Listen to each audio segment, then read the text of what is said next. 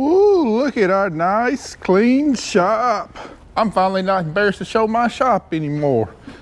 A lot of work, had a lot of stuff to clean up after everything we went through last year, but finally got us a nice, clean shop now. Hopefully we can keep it this way for a couple days anyway.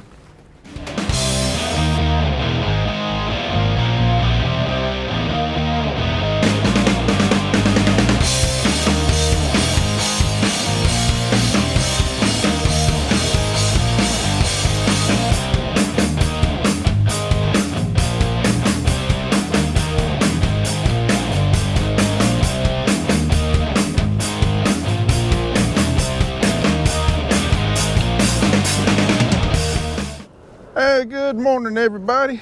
Finally 2023. Looks like 2023 is going to be another expensive year just like 2022 was, so we need to get some money rolling in. Got about 29,000 bushels of beans got to be hauled off to the river. Well, morning, you ready to practice your long haul trucking skills? Yeah, see how good I am behind it. All right. Down buggy. You hauled about 38,000 bushels over here to Humboldt Fruitland. It's going to be quite a bit longer haul going up here to the river with these beans. So a little less beans, a lot more travel. I'm ready for it. And hopefully not any lines over there at the elevator. Oh, yeah. But we'll see. You already got the truck checked out and it's ready to hit the road. Everything's good to go. All the tires are aired, all the oil's good. Everything's good to go. Just need some beans now. Oh, good deal. Well, we'll go ahead and get this loaded up, then we'll get your truck loaded up and see how many trips you can make today. Sounds good. Oh yeah, also might want to stick these on the truck. All right. New tags there. Oh yeah. All right, we got our beans in the second big bin here. We'll start up by opening up pretty easy. Get all the moisture out of the elevator first. Don't want to choke up on the first time in January.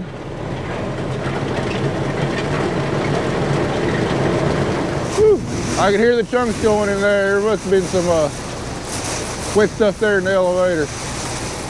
I don't want to let that wet stuff out before it gets packed up, and then we got to poke at this. Woo. Nice.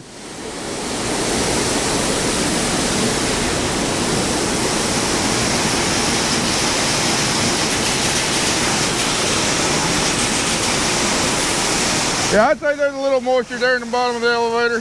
There's a little bit of extra weight we get to sell. All right, we got the first indicator up there at Trip. Let's go ahead and get him loaded up so he can be making tracks for the river. Come on out now, baby.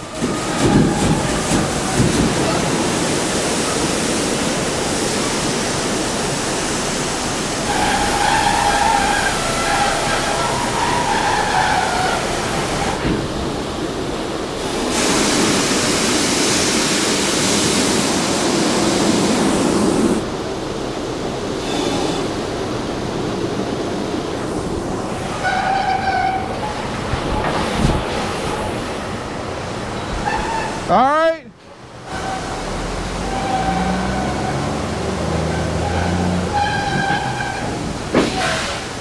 Man, I love that automatic tarp.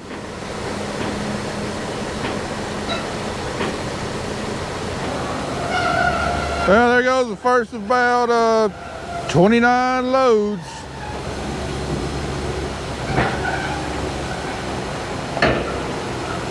And we got roughly around 29,000 bushels and some change in bin number 2 there, and all of these beans are going to the river, Mississippi River Terminal, CGB, just north of Dyersburg. So from here, that's about 52 miles one way. So Andy's looking about, if there's nobody waiting in line up there, looking at about a 2.5 hour round trip.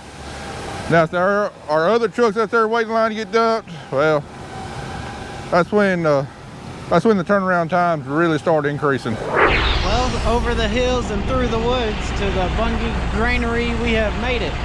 So we're here, we made it safely. Now let's just get some beans unloaded.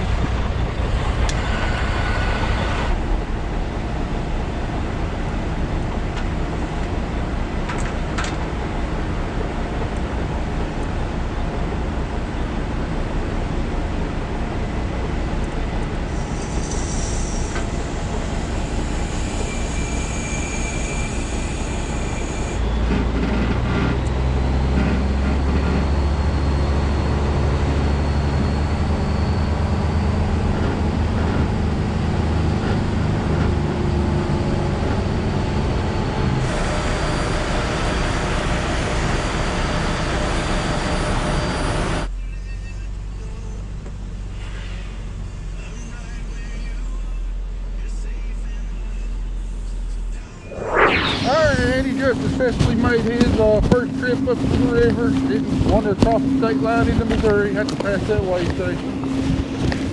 Ready to load him up with load number 2.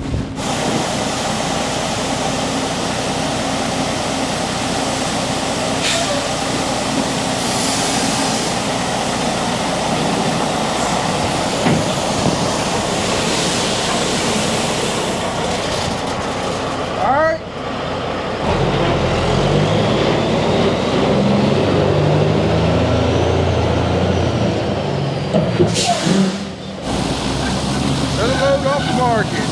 Most likely not going to stay in the U.S. So most all of the beans that get delivered to the river terminals, especially on the Mississippi River, they're going to be put on barges and transported down to New Orleans. And the vast majority of them, I expect, will actually be exported to other countries. The U.S. is a really big exporter of soybeans. Soybeans is a really high. Soybeans has a really high protein concentration in it, and it's really used in a lot of diets, not here in the U.S., but like overseas, the Asian countries. Soybeans is actually a pretty big part of the diet over there.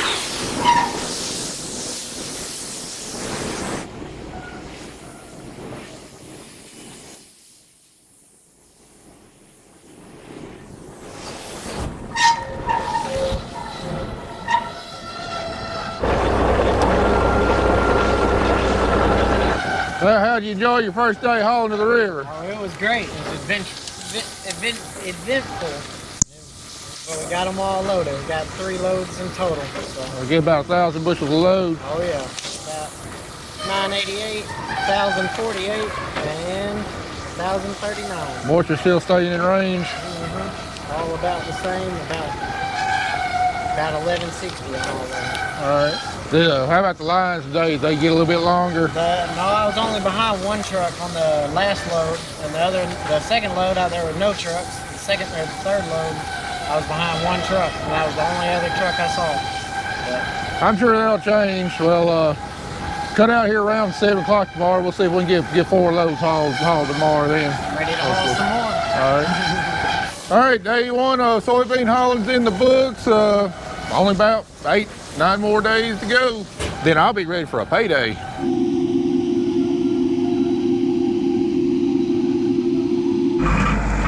And other dudes got a little bit of construction going on out here. The owners of Zombie Trail Paintball are going to be constructing a building on the backside of a chemical warehouse to have a permanent place to store the trailers and also fill up with air and park everything at the end of the night to keep all the guns and everything out of the weather, so we don't have to take the guns off anymore. Anyway, this concrete pad right here was where the cyclone sat coming out of the gin building right there that helped clean up some of the dust and stuff before we ejected the moats back down here, way back when the cotton gin was running. So make a good place to construct a shed that's kind of out of our way and get rid of this concrete and make this area a little bit more usable. Oh, now I gotta get this thing back over to the gin. We had it out here for cotton harvest in case we need an empty trailer to dump into, but we're not gonna need a cotton trailer out here anymore, are we? And yes, we finally got our Christmas decorations cleaned up, and our cotton picker is still for sale. If you're interested, hit me up. It's gonna make someone a good one, hopefully this next fall.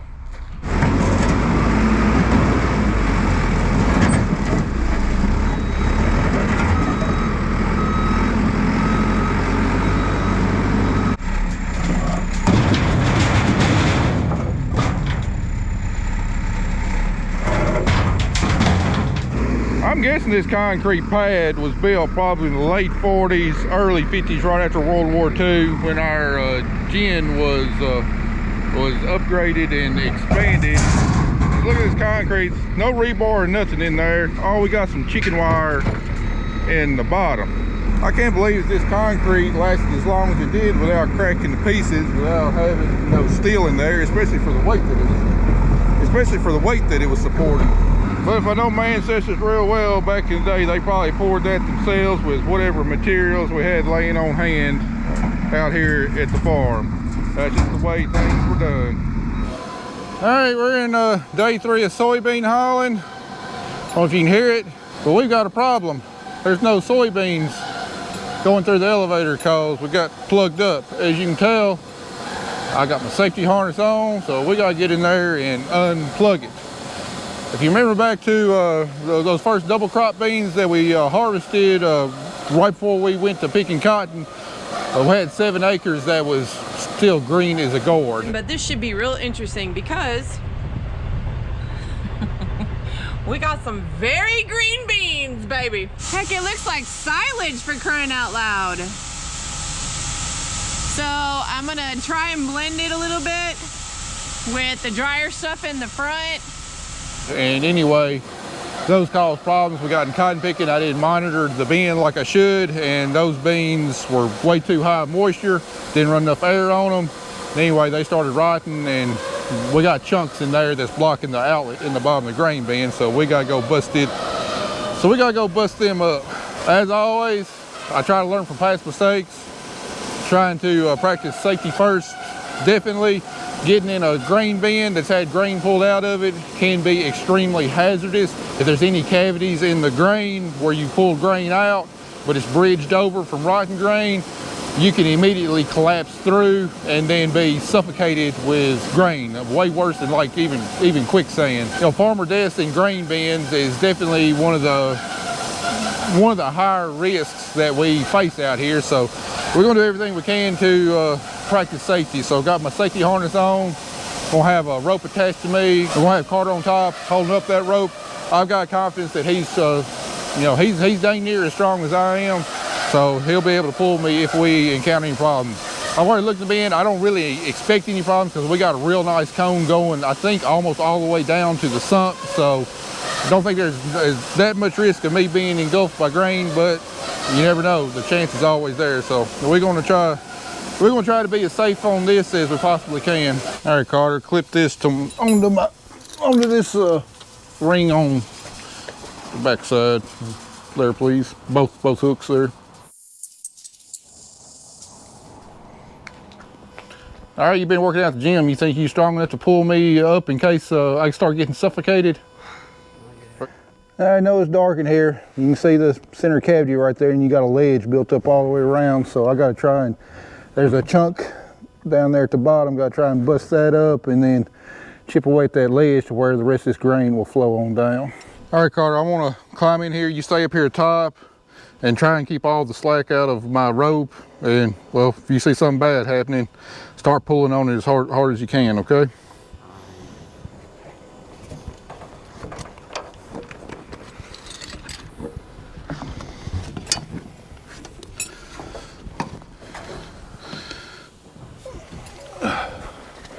All right, hey, throw my scoop in here.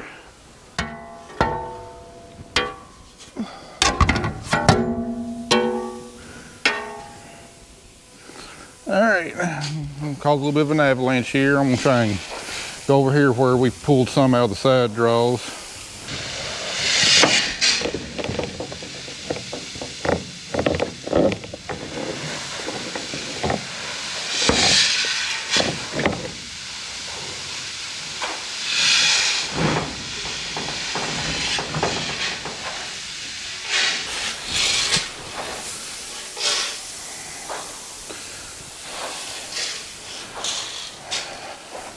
All right, you can see right here we got a rotten layer of beans where those wet beans didn't spread all the way to the edge.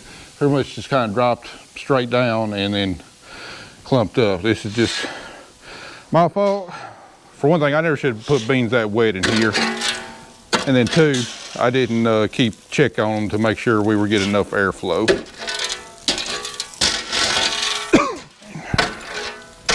But we got chunks like this, so this is what I'm gonna have to be busting up here. All right, you can kind of see two distinct layers here. We got the beans right here. This kind of concrete together. When the fans was blowing, push the moisture up into them and raise their moisture. Then you got the wet beans down here that's, you know, completely moldy. And then you look See that black right there? That's heat damaged soybeans from where these things got wet and started molding, produced a lot of heat and damaged this layer of beans right there. Needless to say, there's probably going to be a pretty severe dock on these beans if the granary will even take them. Hopefully with all the other good beans in here, they'll kind of blend together and, you know, they'll accept them. I know we're going to get docked on damage, but there ain't no two ways about that right now, and there's no way to separate them out either. It's just, it is what it is. It's a lesson I'm learning this year on putting beans in the bin. This is going to be a very expensive lesson, I imagine. Now looking around, you know, it ain't near as bad over here. You know, we got a little bit of moisture, but the beans are not damaged. That's because when Kelly was dumping them in, it had to go such a slow rate that it wasn't enough flow to make that spinner turn and spread them all the way around. So, you know, it dumped that, I don't know, probably a couple hundred bushels right here in one spot. So hopefully once we work through that, you know, the rest of the beans will be fine and we won't get docked on damage on, you know, all the rest of the loads of beans. So, but this, what I'm standing on is a lot higher than what I thought it was going to be. Can't even see the top of the motor for the bin sweep here, so we're still probably 6-7 feet away down from the sump. So what happened is one of these big clogs got sumped down in the sump and is blocking that opening. So Carter's gonna get me some PVC pipe so I can jam them down there and try and break it up. And then if that doesn't work, we're gonna have to use our intermediate wells on both sides and hope those don't clog up. And, you know, to get down to the floor where we can kind of get in here with the bin sweep, shovel, and chip away at this stuff. All right, go ahead and throw it down. Is that as long as you can find? Throw it down here. Over here to where I am. I can't see you, dang. It's right there. Go get that.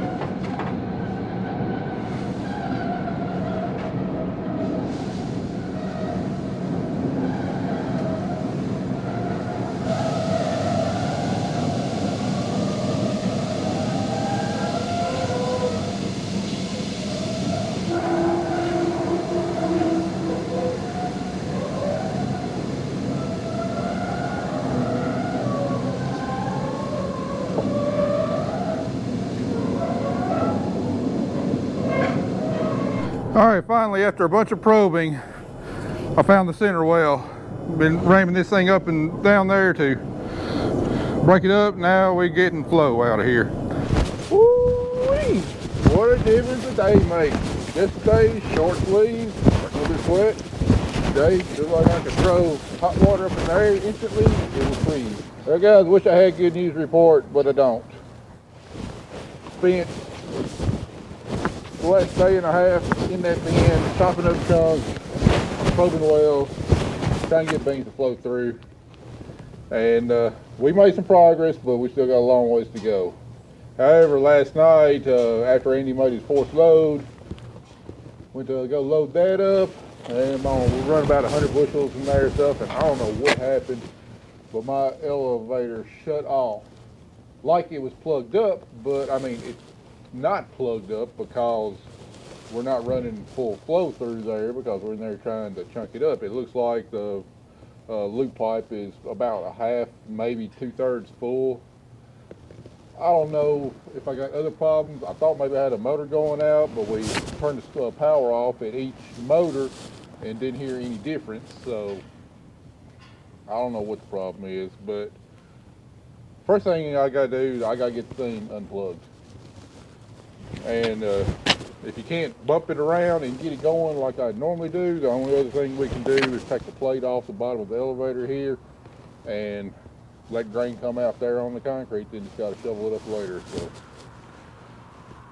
I'm going to try it a couple times. If it don't work, that's what we're going to do, drain the elevator.